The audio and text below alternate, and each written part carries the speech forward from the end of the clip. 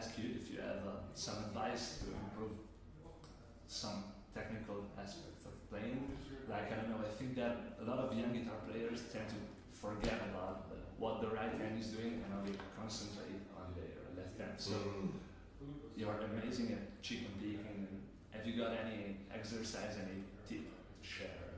Well, I think it's just important to get, you know, hybrid picking going. A lot of the guys that guitar players I got into later.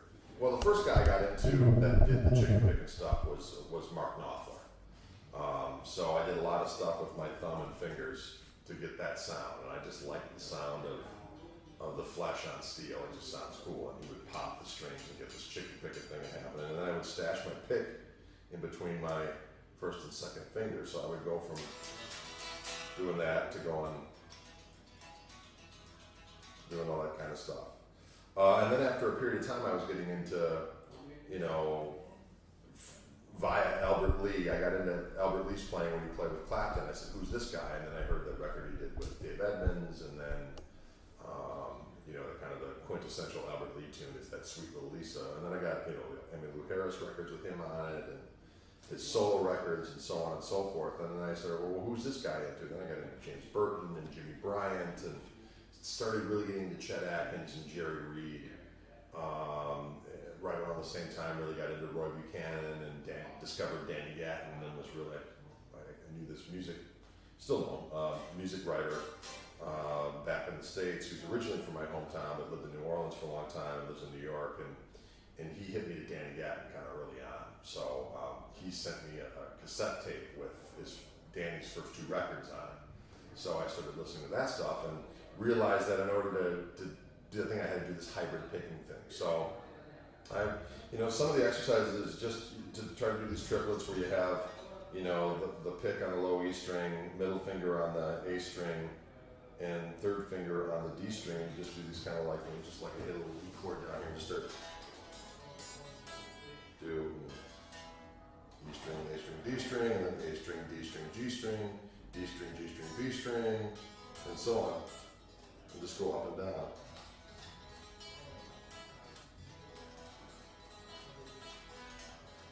To get that thing going. And then there's the actual chicken picking aspect of things. And that comes from, you know, if you have your middle finger down on a string, like I'll put my middle finger down on the G string and have my nail kind of holding the string, and I'll put the pick down a little bit more towards the neck pickup. And what happens is that the pick hits a string that's muted because your middle finger's right there, so you get this, and then you pop up with that middle finger right after, so you get this.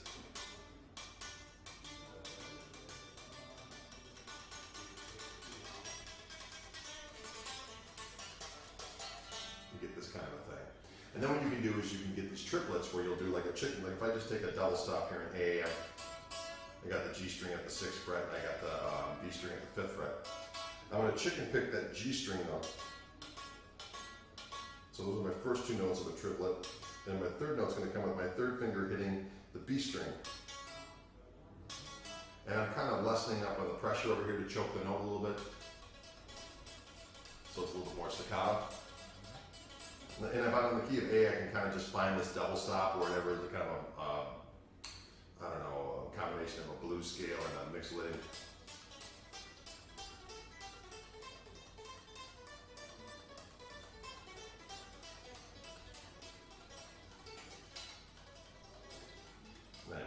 Or you can do chromatically up, all that kind of stuff. But that's just some stuff that you can do. Okay. And your style is a blend of different music genres. So while you were studying, it was all a thing that just went forward at the same time, or you just concentrate on one thing and then another? A little bit of both. I mean, to me, it was a combination of a feel approach, but yet I was scientific in the way that I connected the dots. So in other words, you know, I was really into Hendrix and Cream era Clapton, and then I would read about those guys, and I would see these names. I'd see Muddy Waters, Howlin' Wolf, Albert King, Freddie King, T-Bone Walker, B.B. King, and then going back to Lonnie Johnson and certainly Robert Johnson and Suttonhouse and all these characters. And so I would listen to those guys, and I always listened just to stuff that interested me as part of what I wanted to take to develop my own style. I would hear a certain vibrato or a certain choice lick here and there, and I would cherry pick all the stuff. So then I'm listening to a Clapton record, and I hear this Albert Lee guy, so I get really into him, and then he starts talking. I read interviews about him, James Burton, Red Garland, Jimmy Bryant, and then I would start listening to these guys. There's a guy that played with Roy Nichols, who played with Merle Haggard. Heard some, got into him. Then I got into Roy Buchanan. Started listening to who he was into, and anyway, so I was relatively scientific, but I didn't transcribe their solos. I didn't try to learn everything verbatim. I just kind of said, I'll take this, I'll take this, I'll take this, all in the vision of trying to put my own style together, that I wanted to be a blues, country, jazz, rock amalgam. Even for the jazz thing? Yes. Because I think it's kind of a scary question with jazz music for the young guitar players and for almost every guitar players who doesn't like jazz. Right. And have you got any advice to them to kind of try a different approach to this kind of music and maybe not playing jazz but incorporating this in their own style? Have you got some advice, some exercise? Well, yeah, jazz is it's kind of funny because I went to college for jazz guitar,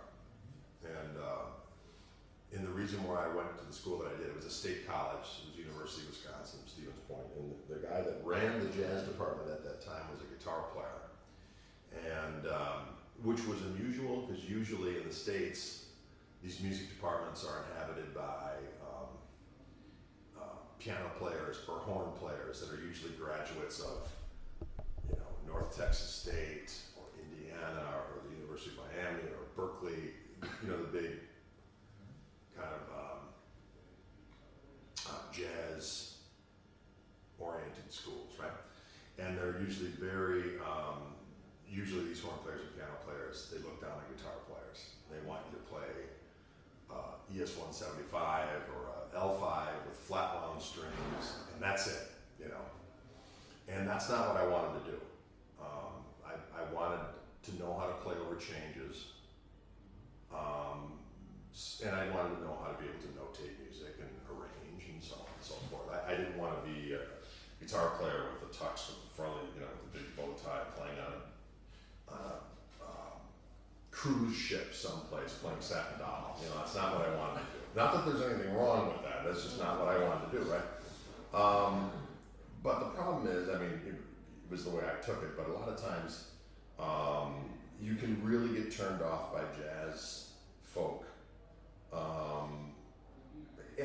I understand where the attitude comes from.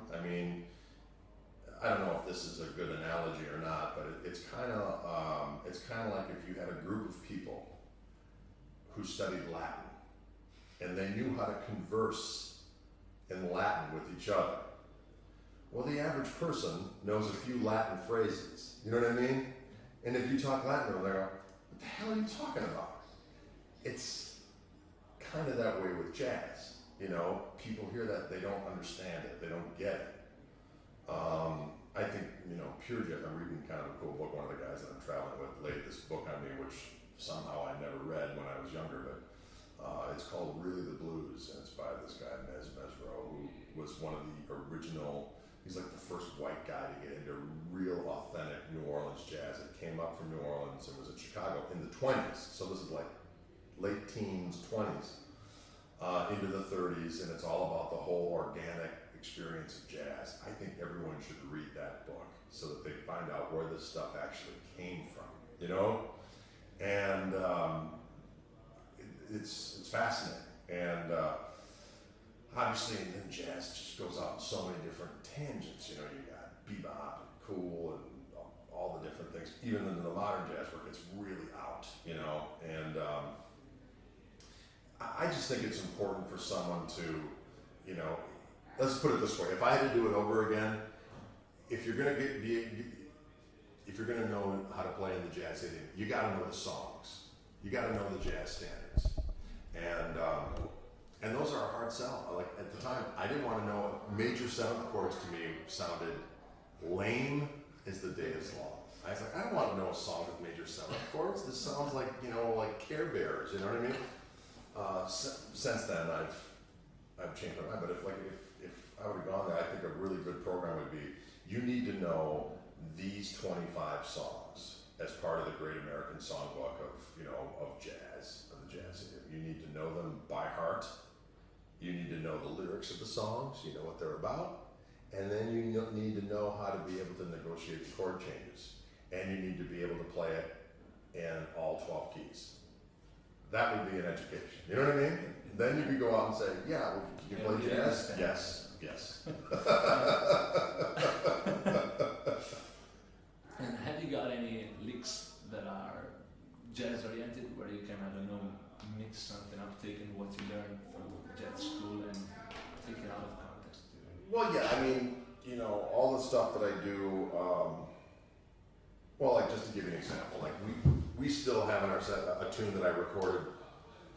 Well, this guy back in the States reissued this label called Grooveyard Records, reissued a record I did in 1995, which was my only all-instrumental record. And we did a version of that Jeff Beck cover of the Stevie Wonder tune, Because We've Ended as Lovers, right?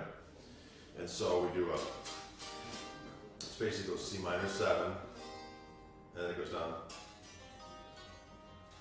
It goes to A flat major 7, goes to F minor 7. And then for the solo, you can either go to like a G major, but we go to a G augmented flat 9, augmented 7 flat. So I gotta think changes over that, right? So I start off and I think C minor 7, so I'm thinking C Dorian.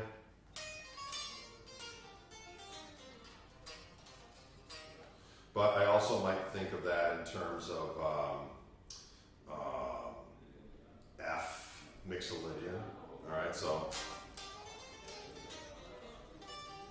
and then just kind of think of it that way. I would also be able to think of it as, well, I'm playing over C minor 7. I can also think of playing over a B minor pentatonic, or an E minor. Anyways, I can go on forever, but those are some of the things I would think. And then I go to a cool little thing for going to the A flat major. I can also think of that as just playing over F minor, F Dorian, right? But I also like to think of it as playing. I think of that as playing over a B flat 9th chord. So I don't think of it as a B flat Mixolydian. I do this scale where it's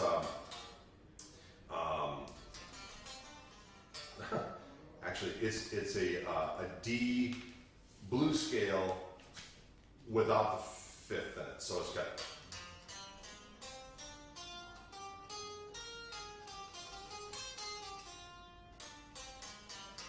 okay.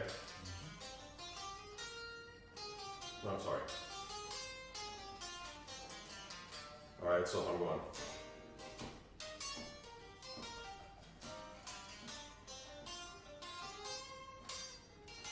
Stay there for the F minor. And then when I go, that's when I'm going to do my, what do we got here? An A flat melodic minor scale.